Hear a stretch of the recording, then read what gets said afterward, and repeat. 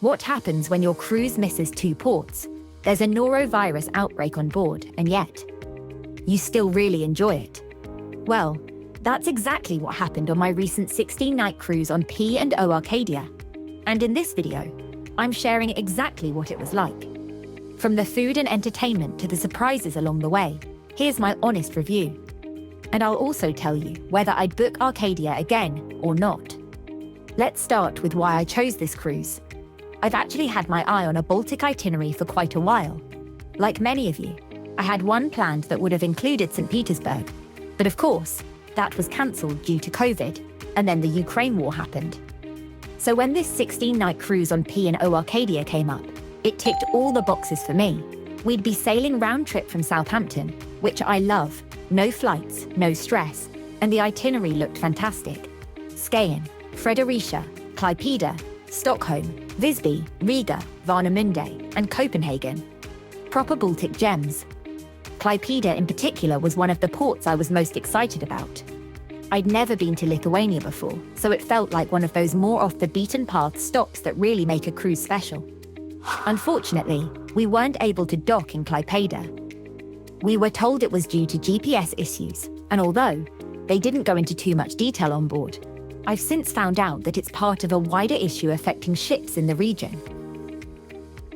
There's been allegedly widespread GPS jamming linked to the war in Ukraine, especially around Kaliningrad, and Klaipeda's caught in the middle of it.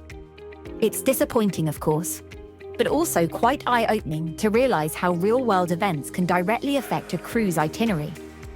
I'll pop the articles I found up on screen if you want to pause and read them.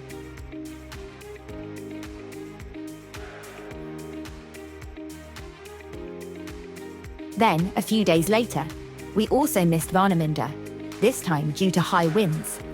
That one stung a bit too, and I know a lot of people had excursions planned. But here's the thing.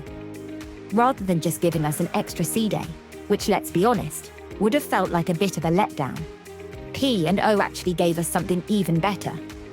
We ended up with 3 days in Stockholm instead, and that ended up being the absolute highlight of the cruise for me. We packed so much in. This included the ABBA Museum, the Vasa Museum, Gamla Stan, boat tours, and much, much more. Honestly, Stockholm is one of those cities that just gets better the more time you spend in it. And then, when we couldn't dock in Warnemünde, they gave us another overnight in Copenhagen. So while it was disappointing to miss the original ports, I do have to give P&O credit for really making the most of it. The overnight stops completely changed the feel of the trip in the best possible way. And if you're interested in what I actually did in each of these ports, from walking tours to ship excursions and hidden gems, make sure you're subscribed, because I've got a full Baltic Cruise Port guide coming very soon as part of this Arcadia series. That one's packed with practical tips and some amazing highlights. Now onto the ship itself, Arcadia. She's one of P&O's adults-only ships, which on this sailing meant a very mature crowd. I'm 51 and I felt young. If you're after a party ship, Arcadia isn't it. Even the entertainment manager joked about it after the shows. But you know what? I really like the layout. Because she's smaller than Britannia or Arvia, it's easy to find your way around and nothing feels too far. It's a lovely size. You bump into the same people, it feels more personal, and you're not trekking for miles just to grab a cup of tea. She had a refit in 2024, and while she doesn't feel dated, she also doesn't have that wow factor.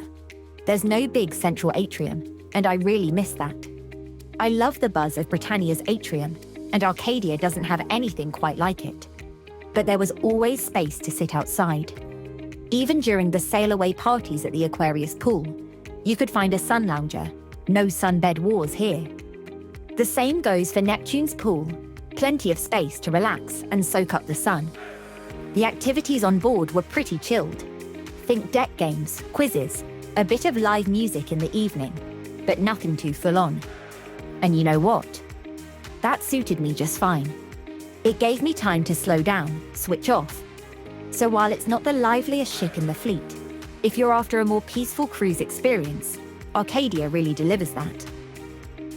Right, let's talk next about the food, because let's be honest, It's a big part of any cruise. Now I'll start with the good news. P&O has rolled out new menus across the fleet, and Arcadia was using the updated ones in the main dining room. Honestly, I thought they were a real step up. Definitely better than what I had on Britannia in the Caribbean and even on Arvia. That said, and this is a bit of a bugbear, if you wanted a table for two, you had to wait. Every night we joined the virtual queue around 6:30, and by the time we got seated, it was usually 7:30 or 8 o'clock. Not terrible, but definitely a wait. If you didn't mind sharing with others, you'd be seated much quicker. But I noticed that most people were asking for tables for two, and Arcadia just doesn't seem to have enough of them. Something for P&O to think about. Breakfast and lunch in the main dining room were really solid, and the buffet, well, it was fine, but not exciting. My last cruise was on the Regal Princess, so maybe I'm a bit spoilt, but Arcadia's buffet felt a little repetitive. The Neptune Grill was a good shout for a quick snack, burgers, chips, that sort of thing, but towards the end of the cruise, I did start to feel like I needed a bit more variety. The dining options just felt a bit samey after a couple of weeks. Now I did treat myself to a couple of specialty meals. Ocean Grill was absolutely fabulous, probably my favorite meal of the cruise. It felt special, the service was great, and the food was excellent. Sindhu, on the other hand, was a bit disappointing this time. I've had amazing meals at Sindhu on Arvia, Britannia and Ventura, so I had high hopes. But on Arcadia, it just didn't quite hit the mark. Not bad, just not as good as I know it can be. Now, I do want to mention something important, because it definitely had an impact on this cruise. About halfway through, there was a Norovirus outbreak on board. And while these things can happen on any ship, it did mean some extra safety measures had to be put in place. Suddenly, alcohol gel stations were everywhere, and buffet service changed overnight. Instead of helping yourself, everything was served to you. Which, to be fair, probably should have been the setup from the beginning. Staff were also working extra hours, constantly cleaning touch points, and making sure people were washing their hands before entering dining areas.